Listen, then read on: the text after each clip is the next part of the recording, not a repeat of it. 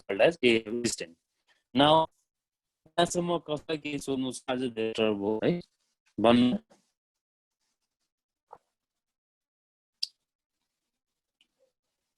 Now we'll go to volumes and capacities.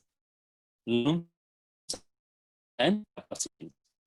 And so volume and capacities are two different things, two different terms, volumes and capacities. So we'll with this.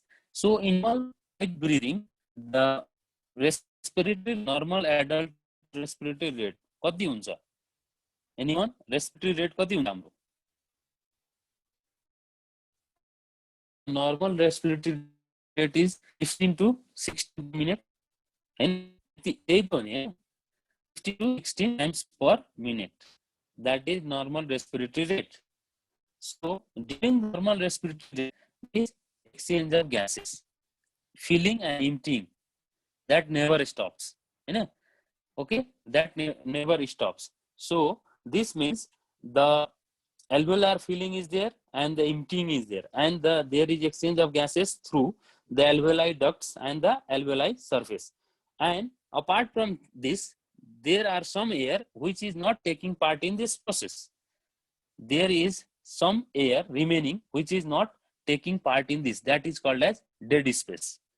त्यो नै dead space हो जुन respirator को प्रोसेसमा, breathing को प्रोसेसमा लंग्समा हाम्रो के भइरहेछ. It is continuous process. The exchange is taking place from the walls of the alveoli and alveoli surface, and there are some amount of air which are not taking part in this at all. That is called as dead space or anatomical dead space that is not involved in respiration, and that amount is about 150 ml. That amount is about 150 ml. So now we'll dead space to बुझ्नुभयो. यो भनेको anatomical space हो. अब anatomical air amount हो which does not take part in the respiration or breathing process मा यसको भागै हुँदैन. It does not take part in the breathing process. It is not involved in breathing. Means the continuous exchange, inspiration, expiration, and exchange of gases is taking place. But this anatomical dead space amount is 150 ml, which is not taking part in that process.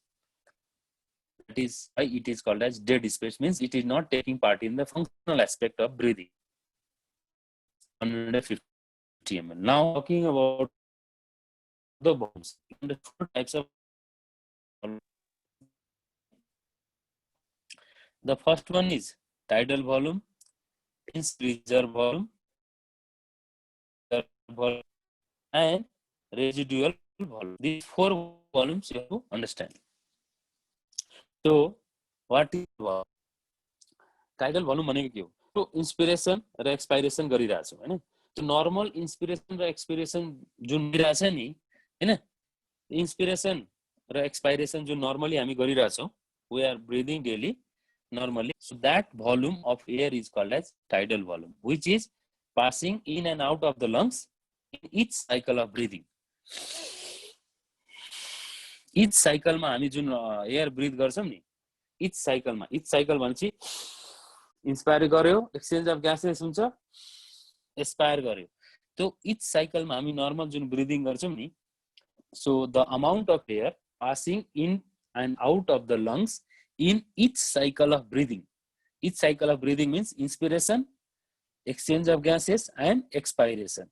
So that is called as tidal volume. That is called as tidal volume, and it is about 500 ml. It is about 500 ml. Okay, tidal volume भनेको the amount of air which we breathe or which passes in and out of the lungs. The amount of air which passes in and out of the lungs in each cycle of breathing is called as tidal volume. It is about 500 ml.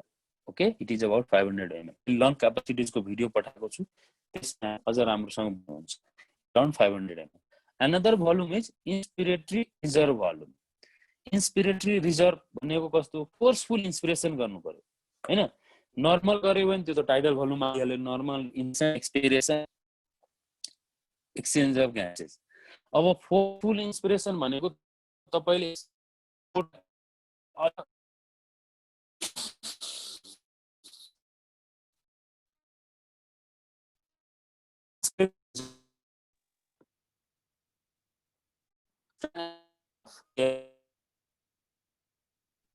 the lungs के सक्नुहुन्छ maximum inspiration air लिन सक्नुहुन्छ नि त्यसलाई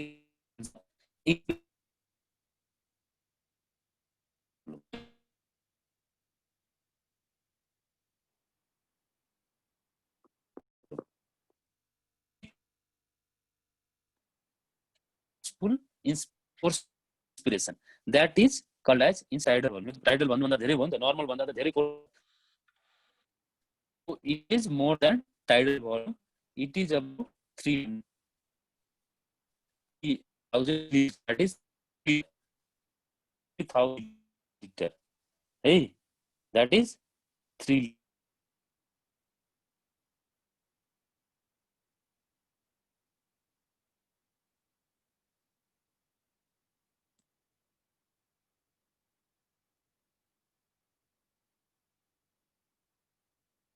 sir नै जानुभयो उता आवाज सुन्ने खा र यत्र सुने हैन त आवाज सुने हैन आवाज अहिले त आवाजै राम्रोसँग आएको छ अटक क्या खा अघिदेखि आवाज राम्रोसँग आएको छैन अटकिरहेको छ बेला बेलामा अटकिरहेको खोइ यो वाइफाईको बट्टा फाल्नु पर्ने भएको छ अनि अघिदेखि त्यतिकै चिच्याइरहेको छु त बिचमा रोक्नु पर्दैन मलाई घाँटी सुकिसक्यो यहाँ पानी खानु सर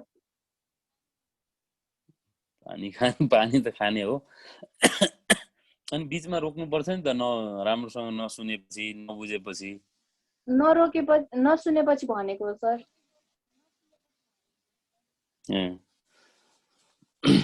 inspiratory reserve volume बुझ्नुभयो त it is the forceful or it is the volume of air that can be taken into the lungs or that can be inhaled during forceful inspiration maximum inspiration गर्दाखेरि जति amount of air lungs मा लिन सकिन्छ that is called as inspiratory reserve volume it is about 3 liter that is 3000 milliliter 3 liter हो अब त्यस्तै अर्को छ volume expiratory reserve volume expiratory reserve भनेको it is the forceful amount of air that can be exhaled out of the lungs in maximum expiration that is forceful expiration गर्दाखेरि जति amount of air बाहिर फाल्न सकिन्छ त्यसलाई के भन्छ expiratory reserve volume it is about 1.5 liter